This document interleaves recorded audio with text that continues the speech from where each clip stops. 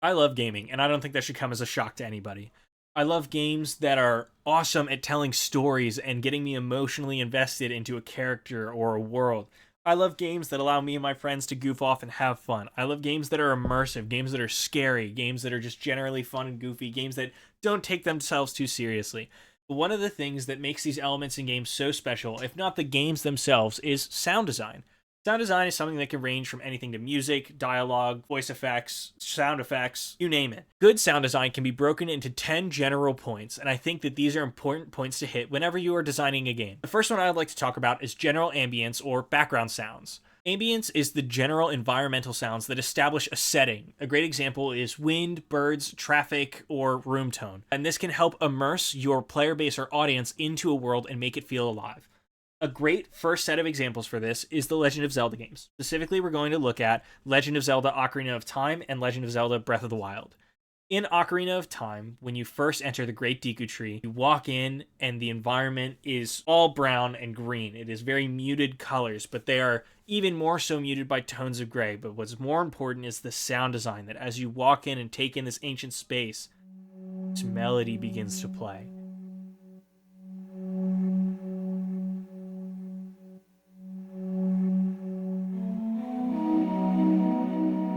And you can feel the age and the spirit in this room. You understand immediately that this is a sacred place, that this is somewhere not a lot of people go, that this place means something. Contrast, in Breath of the Wild, background sounds allow this very airy feeling.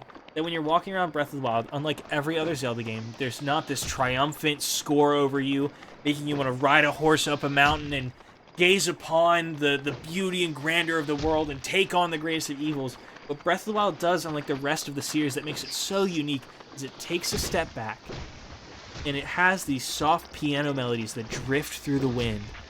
You hear occasional animal noises, the rustling of the grass, the wind moving by. And these sound elements can really create and inspire the freedom that Breath of the Wild as a game incentivizes its players to explore. That in Breath of the Wild, you're allowed to climb any surface, scale any mountain, to go in any cave you'd like, to fight whatever you want. The game is all about freedom of the player, and the sound reflects that throughout the world. And it changes accordingly. That when you're in the desert, the sounds are going to be slightly harsher, more aggressive, that they fit the environment, that they're not the same throughout, that they will adjust to your journey and help establish the emotion and the mood in each major area you go to in the game. On to our next major sound element, we have something called Foley, which is realistic sound effects. And I think one thing that would be a great example of this is Minecraft. Minecraft is a game that I will talk about a little bit later on this list in terms of how it gets its sound design and what it's sampling from. But the base game, especially older versions of it, have very odd, realistic sounds for walking on stone or sand or punching something or breaking something. These sounds can help immerse the player and also give an audio trigger whenever you're mining for long periods of time or building something as to when you've placed a block, when you've broken one, and when you're traveling, or if something is traveling to you. However, one thing that bothers me to my core is when I download a mod for Minecraft, and when you're in a cave, everything gets super echoey, and the footsteps sound weird, and everything is a little too realistic. I think that realistic sound elements can be really important, like in base game Minecraft and in plenty of other games, in grounding the scene in realism, giving you a sense of tangibility, that this action is happening, that there is something going on in the world around you. But it can be taken a step too far, especially based on the tone of the game, which you have to be aware of when designing audio. In Minecraft mod packs, when you go into a cave and it's super echoey, it can feel more immersive, but at the same time, you kind of lose me in the blocky nature of Minecraft, that it's not this hyper-realistic, crazy in-depth sound design game. Like, if that kind of sound design was in Elden Ring, Dark Souls, any of the Call of Duty games, I wouldn't bat an eye because of the setting. But because Minecraft is this blocky, cartoony game, these vibrations and these hyper-realistic noises almost take me entirely out of the experience, oftentimes aggravating me or making me laugh at them. Next up, we have sound effects, and the first thing I would like to highlight for this is not a video game, but a TV show, and a really bad one at that. I'm a huge fan of the manga of Berserk, but unfortunately it hasn't seen an anime adaptation that has been, one, faithful, and two, in my opinion, good. This 2016 iteration of Berserk has one of the worst sound effects I've ever heard in my life for the swinging of Guts' sword. For context, Guts' sword is literally referred to in the manga as this massive slab of iron that can barely be called a sword. And so you would expect when you swing it, you would feel the weight, feel it fighting the air as it's moving towards its target, and then this massive thump as it clears through it. This is what it sounds like in the show. I think the audio designer tripped and dropped a bunch of frying pans. Like, this is genuinely awful. However, where this exact weapon functions well is in Elden Ring. In Caelid, you can get a weapon called the Greatsword, and it's one that I've used in my Elden Ring videos. It's this strength build sword that is twice your height, massive slab of iron, same exact concept, and I think it's a direct reference to Guts' sword in Berserk the Dragon Slayer. But just listen to the difference in this one. The audio in that swing is so much better. You can hear the wind ripping as the motion starts, and the metal sound of it hitting the other side or connecting with an opponent is one that is satisfying. It feels heavy. You can understand from just the audio alone the weight of the object you are moving and the force it is hitting with. That's why it's one of my favorite weapons. It feels like I am a truck when I use it. On to our next talking point. We have dialogue and voice acting. I feel like I do not need to explain what this is. It's pretty self-explanatory. But one game that I would really like to highlight that is amazing because of its voice acting is Spider-Man 2. I don't think this game is as good as the first, but the reason I'm highlighting 2 specifically is because it has both Spider-Man, and they do this really awesome thing. Whenever they're talking in-game, they recorded lines of dialogue twice depending on a situation. The first is if you are standing still in the game while Peter is talking to MJ or Black Cat or whoever else over the phone. When he's standing still, he's talking like I am now. He's talking very normally, his breaths are kept, he's able to talk in a decent rhythm. It's, pretty standard. The minute you take off and start swinging, his breaths sound more exhausted, and he's having a much harder time as he's straining and pulling up webs and doing all of these different actions that you can hear his swinging. And it's something, and this is a great example of good sound design in dialogue that can ground a scene and make it so much more realistic. I didn't notice it until it was pointed out to me in a YouTube video. That is incredible game design. Paying attention to the little things in dialogue and a voice performance are super important. You can have great voice actors and bad voice actors, but the way that you mix the dialogue and mix it and record it based on certain scenarios can really impact where it grounds you into the game. On to performances, though, I do think having a good performance is integral to good dialogue in a game when it comes to grounding me in a scene and making me like the game. But one game that I would like to highlight for its voice acting is Metal Gear Rising.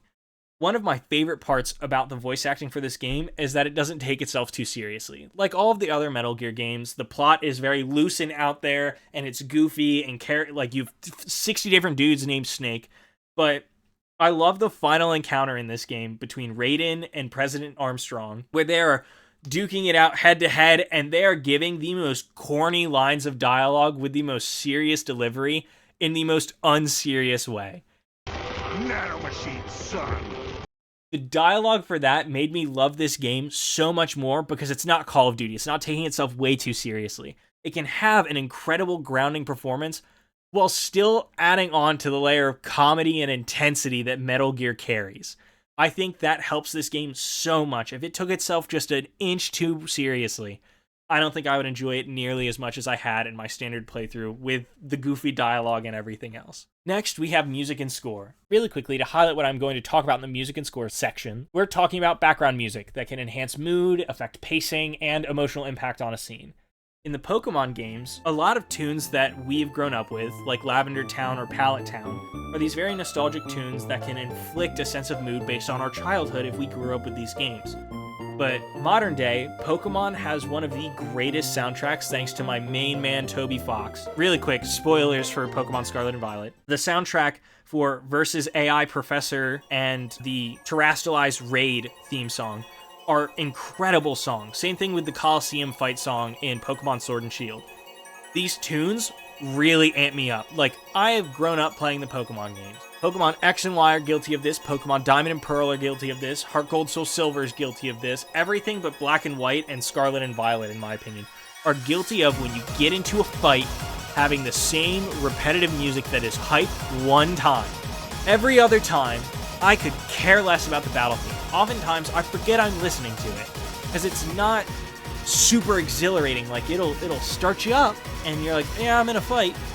But with the Pokemon Scarlet and Violet games, and especially Pokemon Black and White, these games, for whatever reason, turned up to 11.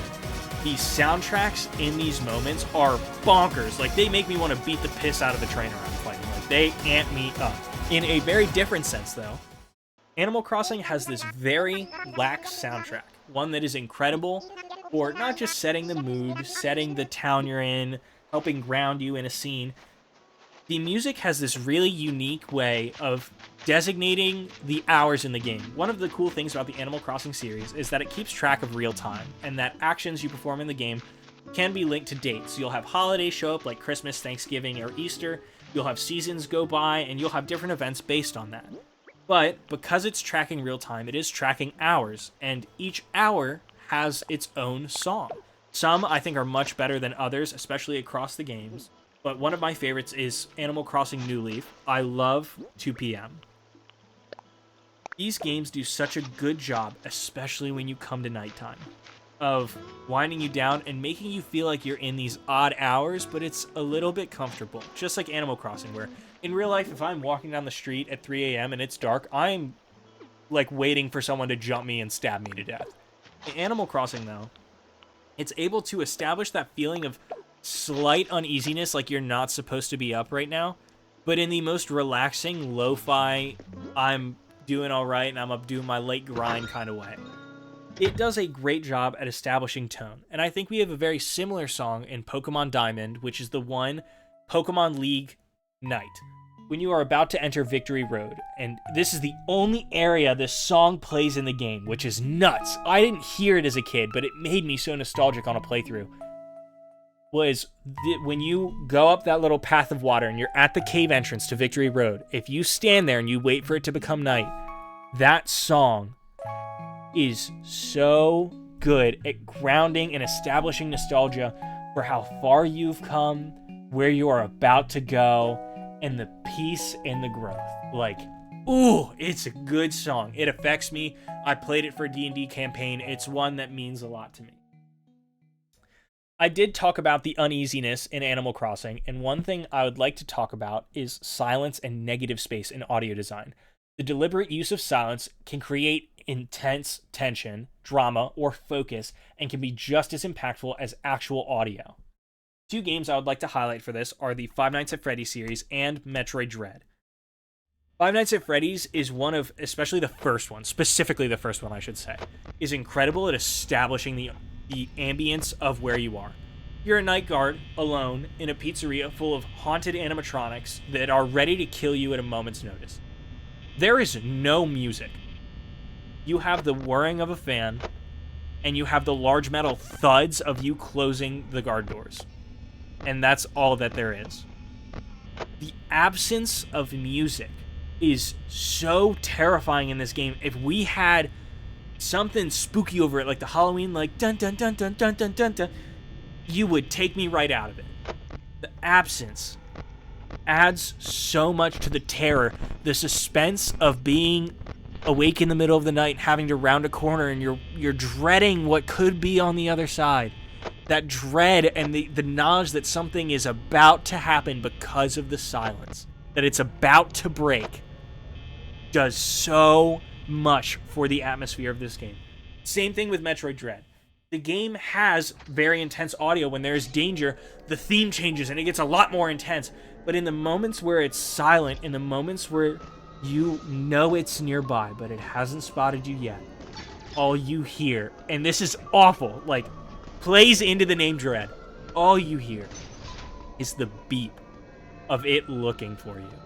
The Emmys are terrifying in this game. Nintendo captured the word dread in that title fully intentionally. This game does such a good job at instilling fear in a digital entity. That the Emmys are these powerful things that in the game design, like the game design helps, but the audio is what sells it. That you have these things that you can't just shoot and kill. You have to get a special power up. You have to run 9 times out of 10. But that it's looking for you. And that all you hear is it looking for you. It puts you so on edge. It creates this tension in the air that you could cut through with a knife. It is so good. It is palpable. On to our next set of standards, we have mixing and mastering. 2 games I would love to talk about is, on the good side, Shadow of the Colossus, and on the not so good side is My Hero One's Justice. Mixing and mastering, pretty blatantly, is the balancing of different audio elements to ensure clarity and proper emphasis. This includes volume levels, EQ, compression, and spatial positioning. Shadow of the Colossus knows when to put emphasis on certain sounds. It has a general theme playing in the background, and you can hear the effects of you typically climbing or scaling the Colossus. But once you are reaching the top of the head, the other sound effects begin to fade away as the music swells into this very triumphant score, and it really sells the feeling of scaling this massive monster and overcoming this hurdle or challenge that you're right there at the finish line, like you've got it. It does such a good job at building the scene and maintaining the audio quality that is necessary to keep it. That the sound effects fade away, it's just balancing everything so well. Like, I feel like I don't need to keep talking about it, droning on and on and on. But one game that is really bad about it, 2 is a lot better, is the first My Hero One's Justice game. I played through this on Nintendo Switch, so I don't know if it's a lot better on PS5, PS4, or any other console. But My Hero One's Justice is horrible at balancing the volume of the music and the sound of the punches. The game sounds too loud 24/7. That the music gets really loud at random moments. Granted, it is an anime game, so it's pulling from an existing soundtrack of songs like You Say Run, and just playing them over generic fights and things like that. But the problem with doing that is the audio is not fine-tuned to the game. So I could be in the middle of standing at odds with my foe, and I'm not fighting them, and You Say Run is in the middle of its climax, in a moment where that's inappropriate. As well, it is way too loud. I do think that this really hurt the game and made it a lot harder for me to play through, on top of noisy visuals and, other things that I'm not super big of a fan of in this game. But 2 fixed a lot of those problems, so I don't want to rag on it all too much. Next up, we have Spatialization, which is the 3D audio and, generally how audio moves when you are panning a camera. Placing sounds in a 3D space can create really effective depth and realism, and is extremely important in a lot of VR experiences. One that is really important to talk about, and I think demonstrates this very well, is Super Hot. The premise of the game is time only moves when you move. I think a lot of you have already heard of this game. It's like one of the 2 VR games I've actually played and really enjoyed. You can hear time slow down like in any of the Matrix movies, where it has that, slow time effect of, and the bass gets a lot louder. But the bullets and the knives and the people moving, you can still hear those sound effects, and they adjust accordingly based on your speed, and can allow you to tell the positioning of a bullet, the positioning of a person, where a gun's firing from. I feel like this game handles spatialization very well.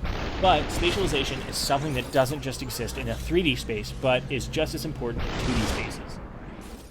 One of the best examples, probably the best example I can think of, is Rhythm Heaven. The game is really good at having audio cues that let you know when you need to tap.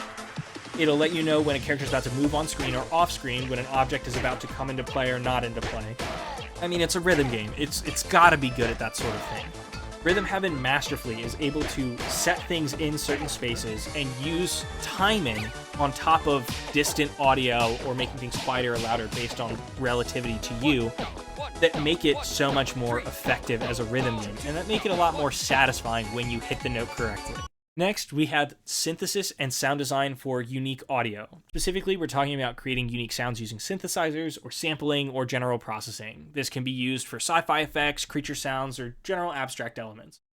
There's 3 games that I really want to talk about here. The first is Minecraft. Minecraft has gotten a lot of its sound elements from real-life things. One of the most infamous is the panda, that they actually went out, spent a day or 2 with a panda, and recorded a lot of different sounds it made to accurately portray the animal in Minecraft.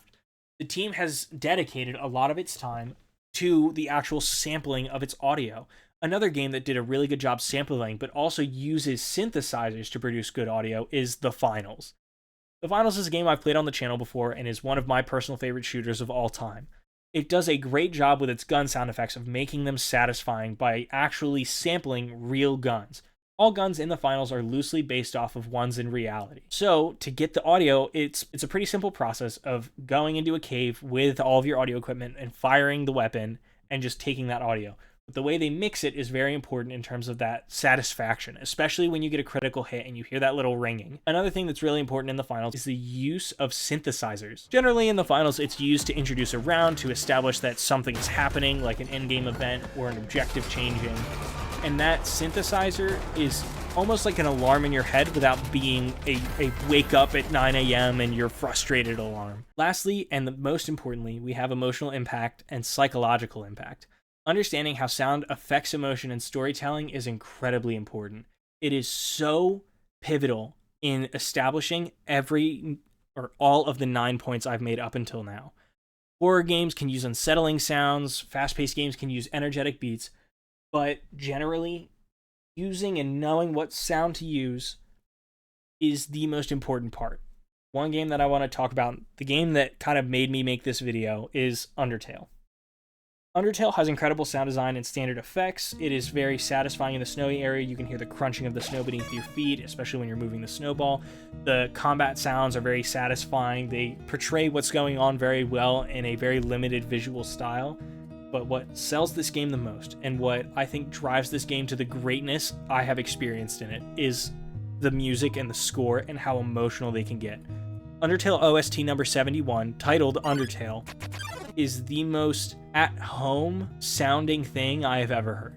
The game feels like you come back from college, go into your childhood room, and you're not a kid anymore, but there's still that little kid in the room. You can hear home, and it's so close, but it's just in the other room. And there's a little bit of peace in that, and a little bit of sorrow in that. Similarly, in Fallen Down, you can feel the sadness the first time it plays. When you hear it again later on, the nostalgia it's able to capture is out of this world. And Undertale does incredible with its audio outside of just the sweet moment. Songs like Your Best Nightmare really add to the hopelessness of the situation you're in and the absolute chaos that is going on around you. Megalovania, as much as it's memed, is one of the best boss fight songs I think I have ever heard. There's a reason it got as popular as it did. All of Undertale's OST, I think, is perfect. I don't think I have ever heard a game with such an immaculate OST. I can't name you a bad song in here. A song that doesn't do what it set out to do. A song that doesn't establish the environment you're in to the fullest effect. If you haven't played Undertale, please go do. It is the greatest game in terms of sound design I have ever played, and in my opinion, the best game of all time. Again, my opinion, this is subjective. I know that there are technical better games out there. I love Undertale the most. Thank you very much for listening to me rant about audio. This is such a weird thing, especially because I suck at audio mixing, but you know, maybe someone out there got a little bit of benefit out of listening to me rant about video games and different audio design. Other than that, thank you very much for watching this video. If you enjoyed it, hit the subscribe button. It would mean a lot to me in terms of this journey of becoming a full-time YouTuber and maybe talking a little bit more about game design in the future. I don't know. We'll see where that goes. But thank you very much, and I'll see you in the next one.